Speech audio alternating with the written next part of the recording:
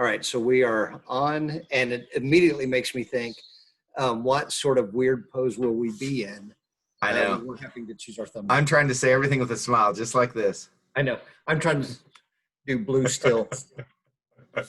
Okay, so honestly, this we should have pushed record 20 minutes ago because we've really, I've been already blessed by our conversation because there's just so much to unpack. When you just start with, and did you start with Philippians? Oh, hi, I'm Tim Rush. This is And I'm Jason Thornton. We're This is post-sermon experiment conversation. We're the preaching ministers at Memorial Drive Church of Christ. And this is somewhat reflective of the conversations we generally have in our offices during the week. So we're recording these to make them just supplemental to what the sermon sounds like on Sunday. And there's so much to unpack. Philippians 2, 3, and 4. I believe the sermon was on Philippians 4, but it brought in a lot of what we've already been talking about in the midst of our personal situation at Memorial Drive, where our building burned down a year ago and is just now being demolished. Cranes are smashing it down and loading it into dump trucks while the nation seems to be burning. There's so much going on outside of Tulsa, Oklahoma that affects Tulsa, Oklahoma. It affects our church. It affects our people, ones that we dearly love. And so that's already been, all of that has been a part of our conversation before we ever hit record. So anything you want to say in there intro-wise, Jason? Yeah, I feel like we're going to focus on starting with the sermon that I preached on Sunday. And by the way, if you're just tuning in and have no context, if you go to Memorial Drive Church of Christ Facebook page, you can go to Sunday and hear the sermon and that worship time. We'll be focusing on that. It will touch on things that are going on around us because this is the nature of our conversations. I only say that because sometimes it feels so petty in the midst of so many enormous shifting changes going on. It feels petty to talk about anything else. But the purpose of this specific thing we're doing is to process the lesson. So the first part of processing content, whatever jumps out at us. And the second part is just talking about the dynamic of being a preacher and different aspects and what we're learning as we go. Hey, so start with, and I know that, so this goes to preaching element of it. But I just really connected with what you said when we started our call about you recorded this on Thursday. Mm-hmm. And I mean, there were heightened tensions already on Thursday, but not like there were Friday night, Saturday, and since then. So just talk about that, how you felt watching yourself on Sunday morning. I carried just a lot of fear going into Sunday morning. When I preach a lot of times, I won't remember everything I said in the sermon. And so a lot of times I'll judge myself harshly, and I don't see it before everybody else does. I just do it, and then I see it on Sunday with everybody else. And so I was carrying a lot of fear that I didn't say anything that would be valuable, because when I recorded that Thursday early in the day, it was a different world on Sunday.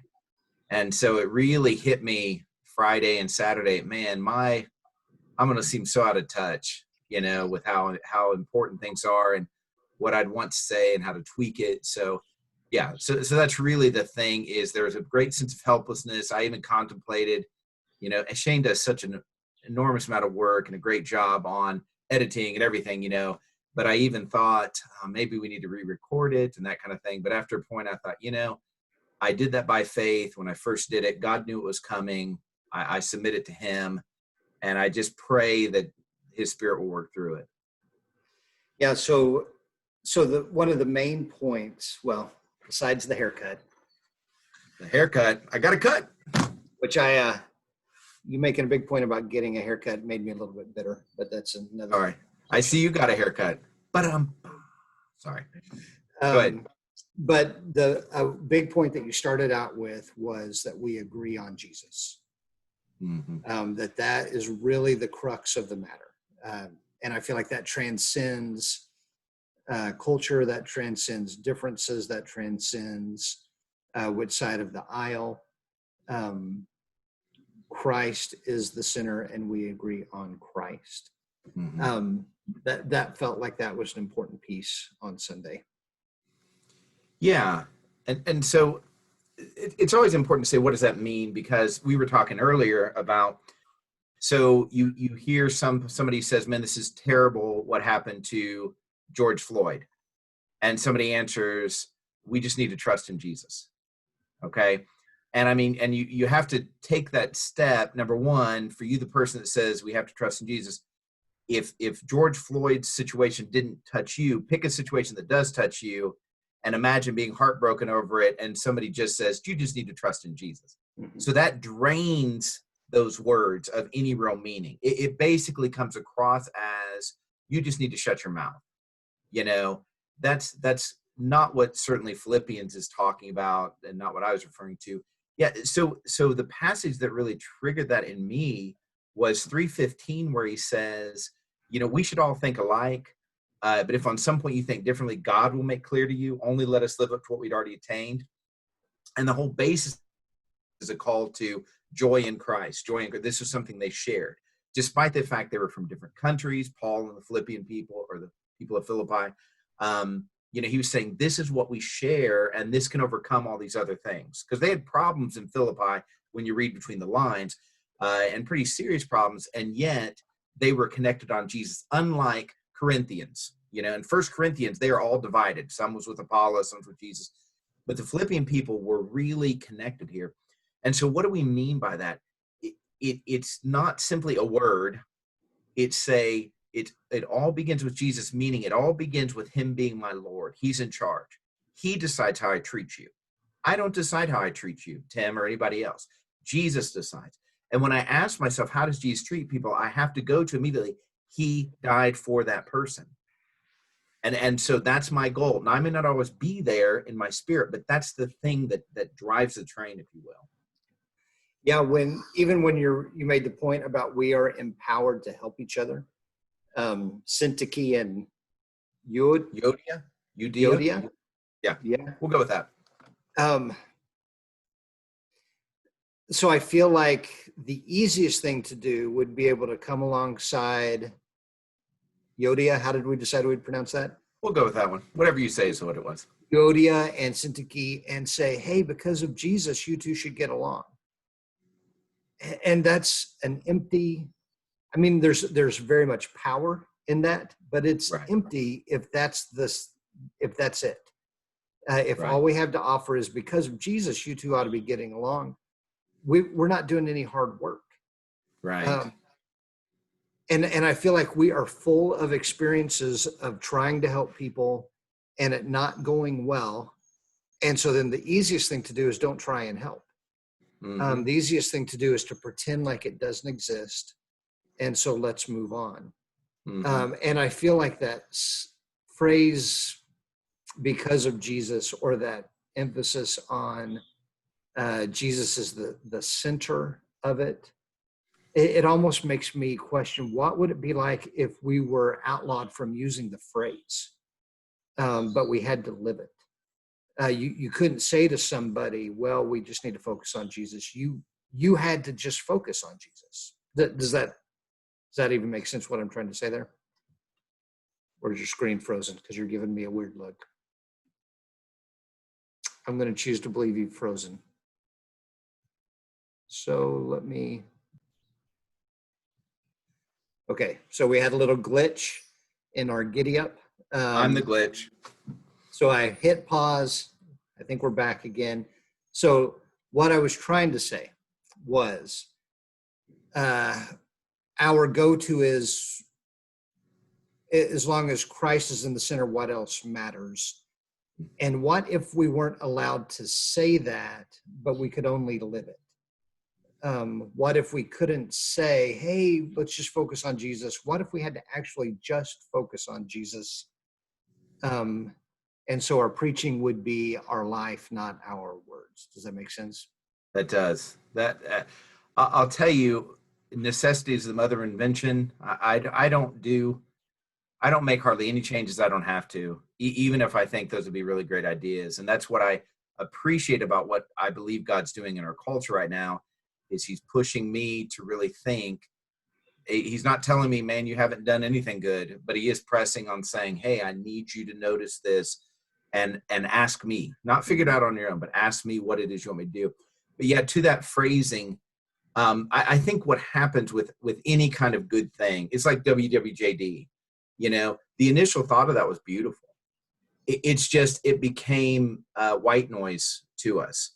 And when something becomes white noise, it means we're not connecting it with anything really substantive.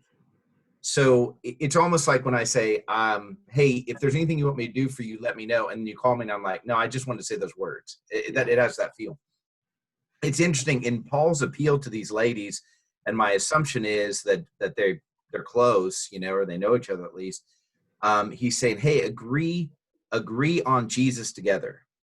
This reminds me of Heather and I. Heather and I will get in our opposite corners without recognizing it first, and we're battling over something, But if we can pause and say, wait a minute, what do we agree on?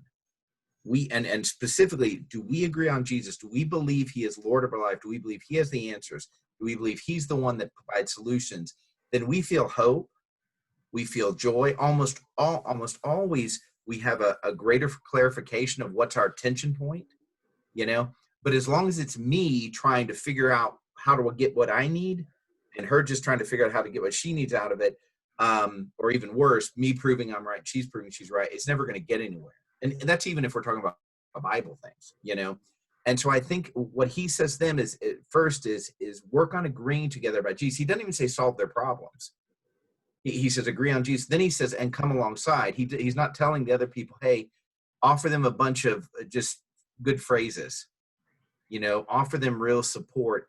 And I think that's the key in that dynamic to me. Yeah. I feel like I should have a good transition here, and I'm just trying to absorb that. Yeah. Yeah, there is this thing about us that, words really matter. But in order for words to keep weight in a relationship, there has to be a follow through of intentionality. Now, in some cases, that means I keep my distance from a person because they need their space. And in some, that means I move in, which would typically almost be felt as invasive. But in this particular situation, it's welcome. And the operative, concept there is, am I doing this out of my own strength for my own preference? Like, in other words, am I helping you because I can't stand the tension between us? Mm-hmm. Or am I helping you because I love God and I'm letting God work through me to bless you? Mm-hmm. And I think that's the big difference is we will take God things all the time, the concepts, and then we make them human size so that we can feel good because we have control of the edges. Yeah. And I think that's, so when we say, man, the important thing is to focus on God, we're actually moving away from safety. Now, eternal safety we have, he's a shield about us, right? But we're moving away from the safety of it's like what Kim said in the your Facebook Live earlier. We have these trappings. We certainly have Jesus, but then we also have these trappings that we like about it, a church building, a certain doctrine, certain people even, and when those are taken away, we start to think almost like God was taken away. Mm-hmm. And what we have to realize, and if we're seeking God, he'll teach us this, that no, God wasn't taken away at all. It was that I was dependent on something in addition to God, and God's going to remove those things. So a phrase that you used towards the end of your sermon, Paul saying, I'm a citizen of heaven right now. And I think about what if that became our mantra? Nothing that we ever had to say to anybody else. But if we learn to say that to ourselves, I am a citizen of heaven right now. So when we feel that something is being taken away from me, when we feel like we're in that situation where we don't know the right thing to say, if we would say to ourselves, I'm a citizen of heaven right now, would that not lessen what we think is being taken away from us right then? Yeah, I think so. Yeah, I would do. it? Because and now I can't remember. Okay, did we talk about this on video or did we talk about this when we were visiting before we started recording? Um, but when we feel like we need to help two sisters that are arguing, and we step in and we feel like I'm not helping, and worse, we think, am I making it worse? Um, and like in my case, I think, oh, but I'm the preacher, and I'm going to be judged more harshly because shouldn't you have been able to help? If you had known what to say, this would be resolved. If you were wiser, this would be fixed. And so then I start saying things that I'm really digging from my wisdom, and I have a harder time listening to God in that moment when I'm Yeah. carrying my own judgment. But what if I would say, right now, I'm a citizen of heaven? So even if Yodia and Syntyche don't walk away loving each other right now, what if this feels worse? That doesn't affect that I'm still a citizen of heaven. And it doesn't even affect that they are citizens of heaven. This is just a speed bump or a roadblock that we're hitting right now, but it does not change our eternal relationship with God. Man, I'll tell you, I'm really convicted in this moment. So let me give you an example where I wasn't dialed into the fact that I'm a citizen of heaven this morning.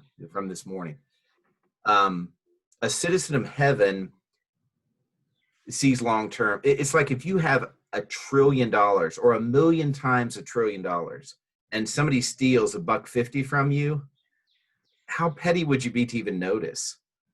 You know, and I maybe make the case, well, if I let you steal $1.50, everybody steals $1.50. But I mean, in general, we get the concept that, man, when you have great abundance, somebody taking a little bit, and compared to eternity, the respect that I get now, the time that I get to myself, the energy I pour in, the pleasure I have, whatever it is less than $1.50 compared to trillions times millions. But see, I don't live in that light. And the way I know I don't live in that light, or how I can tell when I'm not, is I get really defensive. I get maybe even paranoid. I get overwhelmed. I get anger's not bad, but it's where it starts to color everything you're thinking. Yeah. You know. So this morning, Julia texted something. My daughter texted something about the race stuff going on, and I really took a lot of time and energy to try to put together. It wasn't in any way a rebuttal, but just kind of adding perspective, and then we start to respond. And something Eli said, it did just really, man, it caught me, you know. And I was mowing my yard actually, tracking this, you know, and so my mower, I don't know if it broke down or whatever, but it stopped working. So I'm coming back in the house. So I'm hot and I'm irritable and I've got to get ready for this call, you know, all these things mounting. And I go in and I'm just going to ask him about it. That's all I'm planning on doing is that, hey, did you mean to do this, you know? And instead it was like, I walk in and I'm not yelling yet, but it's like, bam, you know, and Eli knows his stuff, you know what I mean? So it's like, bam. And now Julia's coming in trying to calm it down. And I'm like, I said this to myself in my head, I'm the parent here, which was both, I'm the parent here. And then like, oh my gosh, I'm the parent here. I'm the worst parent ever. And so, you know, trying to, their attention calmed me a bit out of shame, out of guilt. That's right. I felt guilt because I was doing the wrong thing. So I switched directions. Eli and I had a great conversation, walked, it was good. It was very, very good. And I'm really proud of my kids, very proud of my kids. Okay. What happened there? I forgot I was a citizen of heaven. I forgot that God's going to work this all out. Now that doesn't mean wishful thinking, put my head in the sand. It means more than ever, I want to pay attention to what God wants to teach me. But that's what I mean is when I'm connecting with that identity, I can handle your disrespect. I can take the slap on the cheek and turn the other cheek. Hey, let's move to preaching That's all right. You know what? David Buchanan sent me an app I need to click on it, but it will tell me when the airplanes are coming and not coming over my house. Now, Nice. for me to figure it out, I've got to know wind direction. So I know if they're arriving or departing. But I'm like, man, David Buchanan, you know Good your job. stuff. Yes. Good Well job. done, David Buchanan. One day I will figure that Yeah. out. We just got lucky this morning of not too many planes flying. Yes. Yes. Okay. So yeah. Oh, go ahead. No, go ahead, preaching. Well, a question that we'd asked last time was, how do we know who to listen to in evaluating our preaching? And I would say in general, you really want somebody to evaluate it. There are degrees of evaluation, and how this is heavy, weighty, and this is okay, I'm listening, So I think you want to listen to everybody, because your detractors, and Terry Rush always said this all the time, thank God for your critics. There's a message there, Now that doesn't mean they define you, and that's the key. They don't define you, but they may be helpful in you understanding a different perspective. So listen to that. So I think we want to start with, we want to accept the people that have low investment in you, maybe even low investment in God. So I'm talking about those people that just want to pick a fight. You know what I mean? And I'm not suggesting you have to listen to them all the time. I'm just saying don't always discount them. And then you have the people that are super invested in you, and everything you do is gold. And maybe this is not the right matrix here, but especially they're not going to tell you to sharpen some stuff up, So ideally you have a person or people that love the Lord, that love you deeply, but love you enough to tell you the truth. And that's the people that need to be your go-to, I think. Anything less than that, I just say you take it in and turn it over to God and let him sift that. Yeah. I think, and this is as a 9 on the Enneagram, if I'm looking at a room that I'm preaching to and I want to talk about critics, the left-hand side of the room needs to hear me say, you need to pay attention to your critics. And the right-hand side needs to hear me say, you need to let that roll off your back. Yes. But the story I tell myself is the ones that need to let it roll off their back, they're the ones who are going to hear it as I need to listen to my critics. Yes. And those who need to listen to their critics are going to hear it as I need to let it roll off my back. Yes. So that is the frustrating thing about public speaking is it doesn't matter how you say it, how it's, and I don't want to take, let us off the hook with that, but people hear what they want to hear to a large degree. That's right. Yeah. So my thought is, do you have that person that you're talking about that you can go to and ask them? And if they are always supportive, that's not your person. And Right. if they are always, I think maybe you could line it up and know, are they cutting in a disrespectful way, or are they cutting because sincerely they want to help me? And I don't mean they're cutting in a condescending way that sounds like they want to help me. Right. I think that maybe just comes with us maturing and kind of realizing what is this person's goal here. Mm-hmm. But man, that's right, to be thankful for our critics to start there. Mm-hmm. And then I think it comes down to the question, do you want to grow as a leader? Yeah.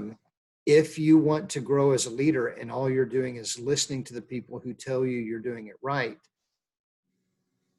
you're at your ceiling. Wow. Yeah. If you want to break through whatever your ceiling is as a leader, those critics are probably the ones that will help you get to that next level. Yeah, and I want to reiterate, you're absolutely right that I don't think we need to subject ourselves to a barrage of constant criticism. Mm-hmm. Like, I want to be super clear. I honor Terry's statement, for example, and I hate it most of the time, but I need that statement in my head so that I can listen better, but you're right. I mean, there's never a call. When Jesus took abuse of any kind, he did it for a bigger purpose. Many times he didn't take the abuse. I mean, certainly they tried to kill him several times and he just disappeared. You know what I mean? There are times he would avoid the cities. He would stay in the wilderness. Why? Well, part of it is he just didn't want to spend all his time arguing with people. You know, he had more important things to do. So when he did enter into abusive situations, he did that with a much greater intent. And obviously, the passion is the prime example of that. You know what I mean? It was with a greater intent. And so I don't think we develop more honor by.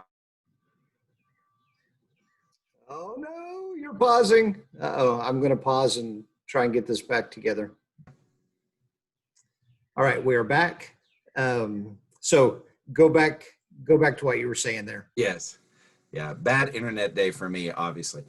So yeah, just the idea that I want to be really clear on that comment, that it is not honorable to sit at the feet of critics. That's not of God. I mean, and one of the keys here is, and this conversation you're having with God, will you show me if this is coming from love or not? You know, and in time, you may not be able to tell right away, but in time you'll know, do they love you and want the best for you, or are they trying to control you? Yeah. And we're all smart enough to, with God's help, to figure that out. The other thing I would say, and we've had to do this, is watch yourself preach. Yeah. You're your worst and best critic. Oh, it's horrible. But I tell you, man, doing these recorded sermons and not just watching ourselves, but having a 15-minute clock, that's been really helpful. You know, there is one other thing about critics that I want to just throw into the conversation. When I think about the people that I can trust and the people that I can go to and say, okay, this is what was said, shoot straight with me. Well, okay, two things. One, Proverbs says the wounds of a brother can be trusted more than the kisses of an enemy. 1A or point 2 is I have friends that I feel like maybe I have to remind myself the wounds of a friend can be trusted more than the kisses of an enemy. But because of shared experiences, I trust their bruises.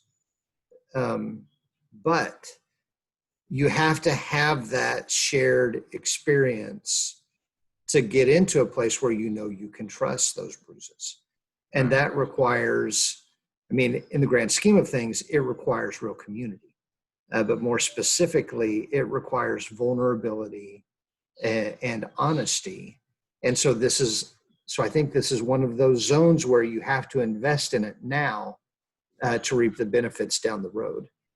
If you don't have a circle of friends or a circle, even if they're not your friends, of men that you can trust, that they will accept your vulnerability, they will accept your honesty, and you will accept their vulnerability and their honesty, then when it comes time to need it, if you're not investing in that now, it won't be there necessarily to offer wisdom down the road. Mm-hmm. One thing I will say, you know, let your wife be who your wife is. I know some people get so hurt because their wives aren't encouraging, and so they miss out because their wives aren't honest, because they think. And I would say, man, pray for your wife, pray that God will help that and give you a way to talk about that. But this is not necessarily your wife's responsibility. You know, it's my responsibility to find good feedback. Now, I am blessed to have a wife that will not tell me a lie as much as I ask her to. I hate that about her. So if I blow it, she's like, well, you know, but, you know, I just want to throw that in.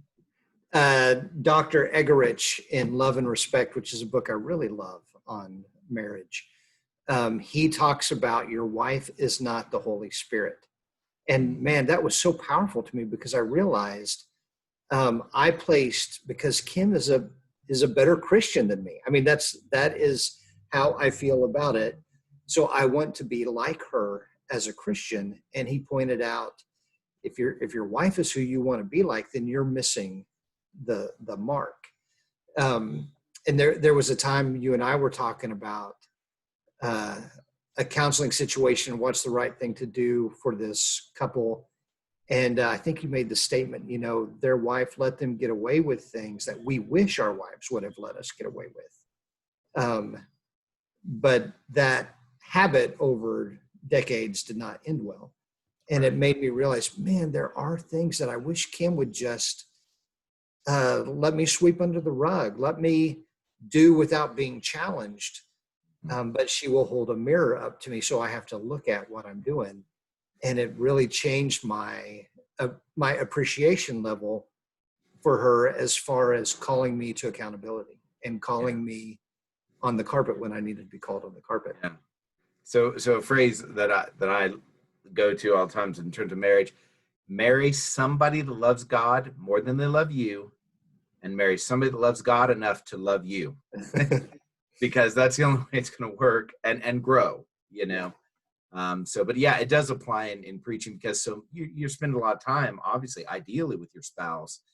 But yeah, and the other thing too, if your spouse or a good friend comes up to you and says, "Hey, you said something in the lesson, and I just wanted to ask you about it." If you're automatically like this, you are creating an unsafe zone to talk to you about anything. Mm-hmm. That applies to more than preaching. That's why we have to take it in and then talk it over with God to see what we're going to do with it. We don't take it in as if it's right. We take it in and then talk to God about it, because He defines us. And this lesson or that lesson, that doesn't define us. That's an expression of, ideally, our walk with God. But yeah, we always have to go back to God and say, "Remind me who I am, and then what should I do with this?" Yeah. It makes me think of that mantra, "I'm a part of the kingdom of heaven right now." Yeah. And what I may have missaid in my sermon, that does not define who I am in the kingdom of God. That's right. Kim and I, when we did the Facebook Live this morning, Kim was telling she was telling a friend's story that had to do with her experience in AA. But where we found out about the story was that friend wrote a book, and she wrote a book, and it included this experience that she had in AA. Well, Kim starts talking on Facebook Live, and she realizes, I'm talking about what somebody said in a 12-step program. You're not supposed to talk about what somebody says in a 12-step program. Right. But I read about it in a book, so I can talk about it. But what have I just said now that everybody's going to be listening and go, you're not supposed to be talking about that? And so, like, if on the video, you can see while she is talking, she is thinking about 1,000 different things.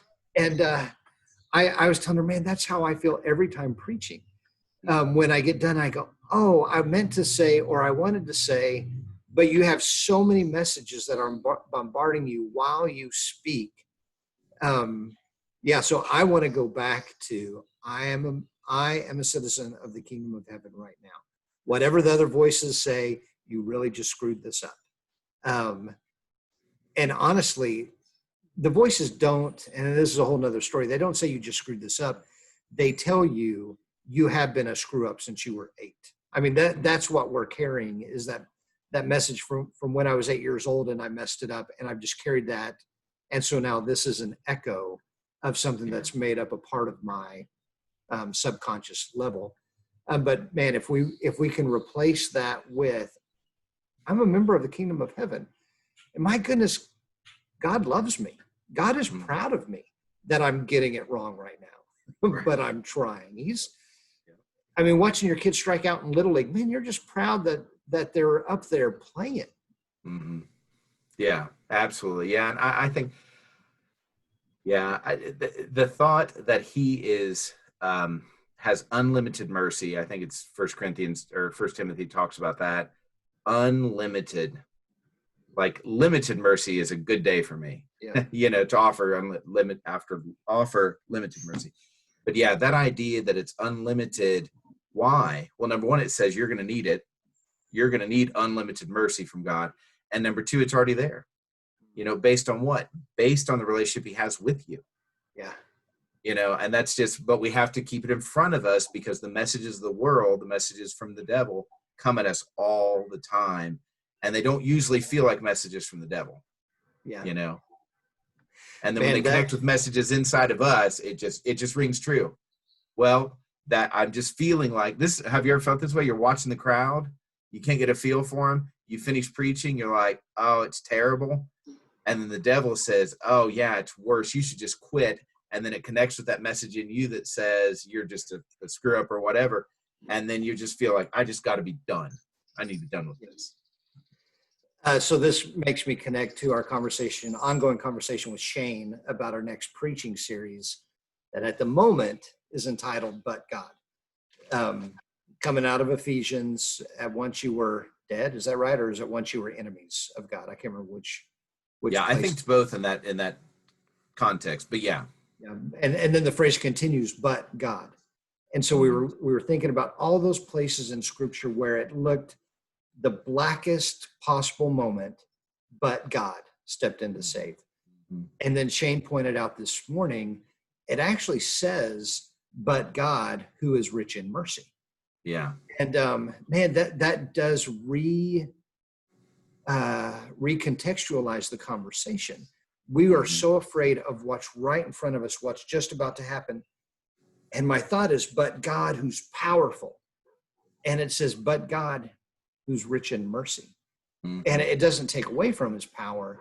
It just shows him not coming in like a warrior to defeat. He comes in like a loving father to scoop up and save. Now that he may bring on his warrior and defeat, but it's the benevolent, loving God who's here to rescue. Yeah. Yeah, that's gold. That's gold. Well, I look forward to it.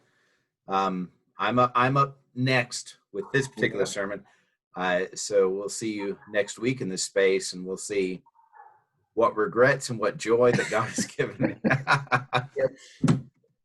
Well, thank you for this, Jason. I always appreciate these conversations. I feel inspired. I feel encouraged by them. Yeah, me too. And thank you to anybody. Again, if you're still listening, God bless you.